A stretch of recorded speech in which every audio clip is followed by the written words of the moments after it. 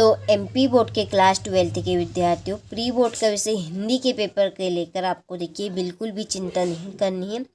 मैं आपको एक बेहतरीन सा प्रश्न पत्र सोल्व कराने जा रही हूँ सॉल्यूशन के साथ में। काफ़ी इम्पोर्टेंट प्रश्न आपको इस प्रश्न पत्र में देखने को मिलेंगे और इस प्रश्न पत्र के द्वारा आप अच्छे नंबर कवर कर सकते हैं। तो आप सभी को पूरा प्रश्न पत्र अच्छे से रीड करना है। परीक्षा हॉल में जाने से पहले एक बार आपको अच्छे से इसको रीड कर लेना है, ठीक है, क्योंकि 100% श्योर पूरे आने का आपका चांस है। चलिए तो बढ़ते हैं प्रश्न की ओर, करते हैं कंप्लीट प्रश्नों को। पहले प्रश्न में सही विकल्प का चयन कर लिखिए। इसका आपका पहला क्वेश्चन है कि दिन जल्दी जल्दी ढलता है गीत बचपन के किस काव्य संग्रह से लिया गया है? तो ये आपका निशा निमंत्रण से। दूसरा है किस रस को रसराज कहा जाता है? तो इसका आंसर आपका श्रृंगार। तीसरे जिठोत का अर्थ है, तो इसका अर्थ आपका रहेगा जेठ का पुत्र। चौथा है अंगार उगलना का अर्थ है, इसका आंसर कठोर वचन कहना। और मराठी भाषा में लिखी गई कहानी सूझ का हिंदी अनुवाद क्या है? तो इसका हिंदी अनुवाद है केशव प्रथम वीर। ठीक है, चलिए आगे है कि भारत में पहला छापखाना खुला कब खुला? 1556 ईस्वी में। तो देखिए आपके ये सही विकल्प हो गए हैं। स्क्रीनशॉट आपने ले लिया होगा। तो ये प्रश्न पत्र आपका हिंदी मीडियम और इंग्लिश मीडियम दोनों के लिए है इम्पोर्टेंट। मेन उद्देश्य हमारा वार्षिक परीक्षा को लेकर है। आपको इसके लिए हम 6 मॉडल पेपर दे रहे हैं, साथ में उनका सॉल्यूशन भी आपको देंगे। एप्लीकेशन के ऊपर हमने अपलोड कर दिए। यदि आप लेना चाहते हैं तो डिस्क्रिप्शन में हमने नंबर दे रखे हैं, आप उनसे कॉल कर सकते हैं और पूरी जानकारी ले सकते हैं कहाँ पर कैसे आपको मॉडल पेपर मिलेंगे, सॉल्यूशन आपको कहाँ पर मिलेगा। तो ये सारी जानकारी के लिए आप कॉल कर सकते हैं, हमने नंबर दे रखे हैं। ठीक है, तो चलिए देखते हैं पहला प्रश्न। रिक्त स्थान में सही का चयन कर आपको लिखना है। कविता के पंख लगा उड़ने के माने डेडेस क्या जाने? तो इसका आंसर आपका रहेगा चिड़िया। दूसरा है भक्ति काल को हिंदी पद्य साहित्य का डेडेस माना जाता है, क्या माना जाता है? स्वर्ण युग। तीसरा है काव्य का शरीर डेडेस को कहा जाता है, तो इसका आंसर रस। चौथा मेला अंचल उपन्यास के लेखक डेडेस है फणीश्वर नाथ रेणु। पांचवा वाक्यों में किसी बात को साधारण रूप से कहा जाता है, तो इसका आंसर विधिवाचक वाक्य रहेगा। और छठा है यशोधर बाबू मूल रूप से डेडेस के रहने वाले थे, इसका आंसर है आपका कुमाऊं के। और सातवां है संपादक के नाम पत्र स्तंभ डेडेस को प्रतिबिंब करता है, तो इसका आंसर है आपका जनमत। ठीक है, चलिए तो स्क्रीनशॉट आप ले लीजिए यहाँ से। फिर है सही, इसके बाद में देखिए सही जोड़ी बनाकर लिखिए। पहली है बादल राग, इसके आपकी जोड़ी है निराला। दूसरी है वर्ण के बोलने में लगा समय, तो वर्ण में बोलने में लगा समय आपका मात्रा। तीसरी है पहलवान की ढोलक, इसके आपकी जोड़ी है फणीश्वर नाथ रेणु। ठीक है, इसमें क्या आएगी आपकी फणीश्वर नाथ रेणु। और प्रश्न बोधक निपात शब्द, तो इसका आपका आंसर रहेगा क्या कब, यह आपकी चौथी जोड़ी। पांचवी अतीत में दबे पाँव, इसके आपकी जोड़ी रहेगी ओम। ठीक है, ओम थानवी, ये आपकी 5 जोड़ी। और छठी है प्ले विद द वर्ड, इसकी आपकी जोड़ी है WH ओडन। ठीक है, ओडेन, ये आपकी छठी जोड़ी रहेगी। ठीक है, चलिए तो जोड़ी हमने कंप्लीट कर ली है। स्क्रीनशॉट आप ले लीजिए और आपको भी अच्छे से इस तरह से कंप्लीट करना है। इसके बाद में देखिए निम्नलिखित प्रश्नों के एक वाक्य में उत्तर लिखिए। तो पहला है आपका कि विप्लव का वीर किसे कहा है? तो विप्लव का वीर आपका, इसका आंसर देखिए ये यहाँ पर है, मैंने लिखा है यहाँ पे।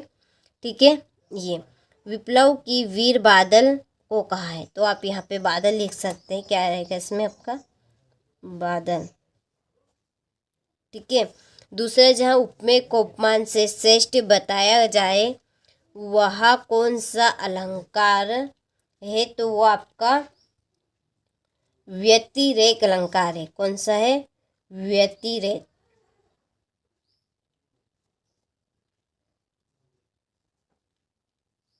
व्यतिरेक अलंकार। ठीक है, चलिए फिर तीसरा, हिंदी गद्य का जनक किसे माना जाता है? भारतेंदु हरिश्चंद्र को।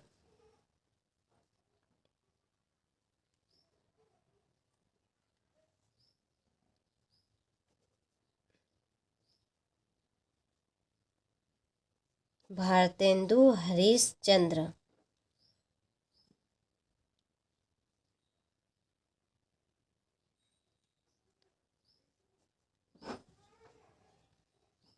चंद्र।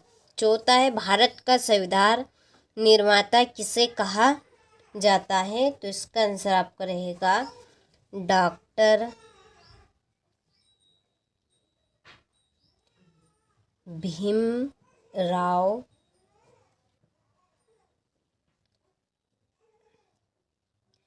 अम्बेडकर। ठीक है, चलिए पांचवें, पुनरुक्ति शब्द युग्म के दो उदाहरण लिखिए। तो आपका उदाहरण है यहाँ पे डाल डाल, ये आपका पहला उदाहरण है। दूसरा है पात्र पात।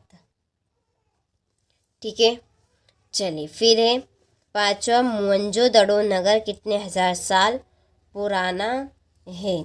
तो ये आपका जो मोहनजोदड़ो नगर है वो आपका 5000 साल पुराना है। कितना? 5000 साल। छठा, सातवां है, कौन सा स्तंभ जनमत को प्रतिबिंबित करता है? तो इसका आंसर आपका रहेगा चौथा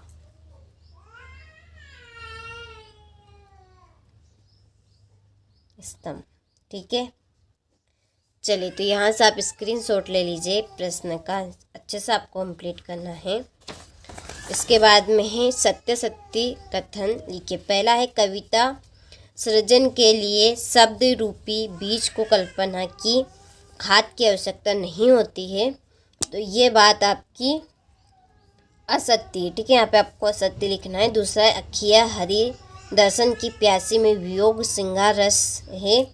तो ये आपका सत्य है, तो यहाँ पे आपको सत्य लिखना है। क्रेदन का अर्थ संपन्न होना है, तो ये आपका सत्य है, तो यहाँ पे सत्य लिखना है। गुरुत्वाकर्षण तकनीकी शब्द है, तो ये आपका सत्य है।